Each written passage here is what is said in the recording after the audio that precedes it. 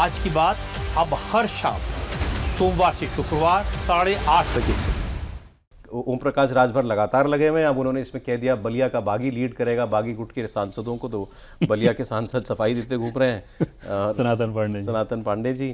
और ये भी उन्होंने कह दिया कि ब्राह्मण नाराज हैं और इसलिए वो पांडे जी लीड करेंगे।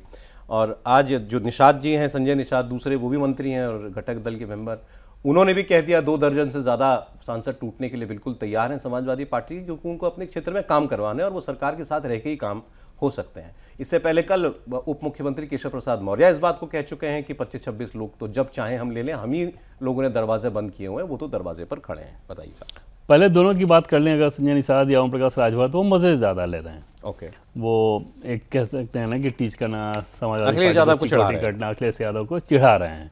और चिढ़ाने का आधार उनका ये बन जा रहा है क्योंकि बाकी अलग अलग राज्यों में ये चीज़ें हो रही हैं, तो उस आधार पे अदरवाइज उन सांसदों के पास इस तरह का पॉलिटिकल कैपिटल नहीं कि समाजवादी पार्टी में कोई अगर टूट होनी हो तो वो सारे असंतुष्ट सांसद उन लोगों को अप्रोच कर रहे होंगे। ऑब्वियसली, बिल्कुल ठीक है ना। उनके पास ये तो कम से कम व्हीकल नहीं बनने वाले उनके, बिल्कुल नहीं, दूर दूर तक नहीं। तो उनको भनक भी उस रूप में उनको नहीं लग सकती। उनका अपना सिर्फ एक अंदाजा और मजा लेने वाली आदत जो है वो हो सकती है। यूपी में बीजेपी और एनडीए के नेताओं की अगर आप बात करें तो इस तरह के नेता जो हैं वो केशव प्रसाद मौर्य हैं, जिनसे कई सारे समाजवादी पार्टी के सांसद अगर प्रदेश के नेताओं से संपर्क कराना हो तो, हालांकि जब लोकसभा के सांसद हो जाते हैं और उसी लोकसभा के सांसद जिसमें केंद्रीय गृह मंत्री अमित शाह बैठे रहे होते हैं, तो वहाँ पर फिर उन सांसदों को पता होता है कि अगर कोई बात दिल्ली पहुँचानी है, कुछ करनी है, किसी भी दल के सांसद हो तो किस व्यक्ति को कहना चाहिए, कि कौन सा तरीका होना चाहिए, ये उनको बखूबी मालूम होता है।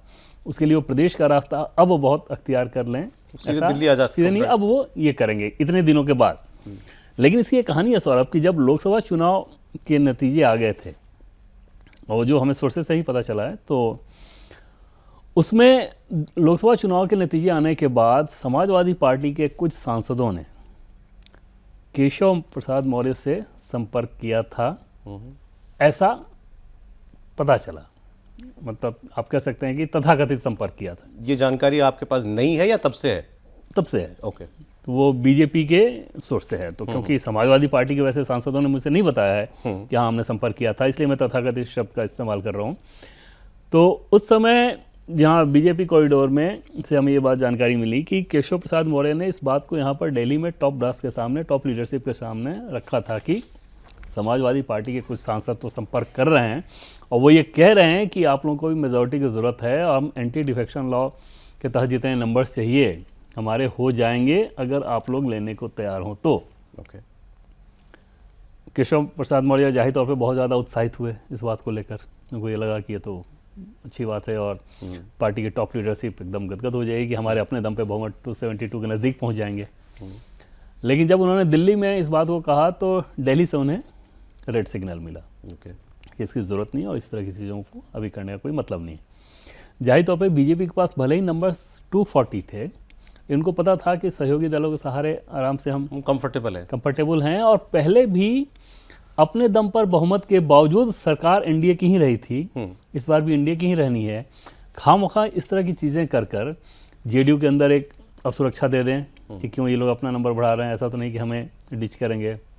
टीडीपी वाले के अंदर एक असुरक्षा दे दें कि क्यों ये अपना नंबर बढ़ाने लगे, हमें तो डिच नहीं करेंगे। वो एक दिमाग में तो आती है ना वो सारी चीज़ें। तो उस तरह के ऑपरेशन को लेकर बीजेपी के लीडरशिप ने उनको इजाज़त नहीं दी थी। सोर्सेज का ये भी कहना था कि बहुत इस पर टाइम भी नहीं दिया गया कि करना चाहिए कि नहीं करना चाहिए, सीधे सीधे खारिज कर दिया गया था। अब बदली हुई परिस्थितियां हैं।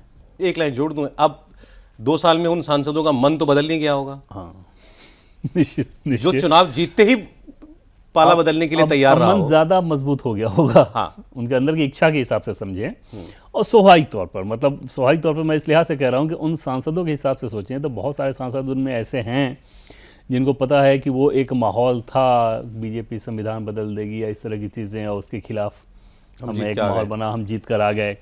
अगली बार पार्टी हमें टिकट देगी कि नहीं देगी हमें नहीं पता, हम जीतेंगे कि नहीं जीतेंगे न जाने क्या होगा। ख़ासतौर पर तब जब बीजेपी का वेव इस प्रकार का दिख रहा हो कि वैसे वैसे राज्यों में चुनाव जीत रही है, बंगाल जैसे राज्य में बीजेपी इस रूप में चुनाव जीत रही है। अब आप मुझे ये खबर दे रहे हैं कि उनका मन और पक्का हो चुका है। उनका और निश्चित तौर पर ये रहेगा सौरभ कि भाई अगर अच्छा दूसरी बात सोचिए आप कि वो सिर्फ सांसद हैं।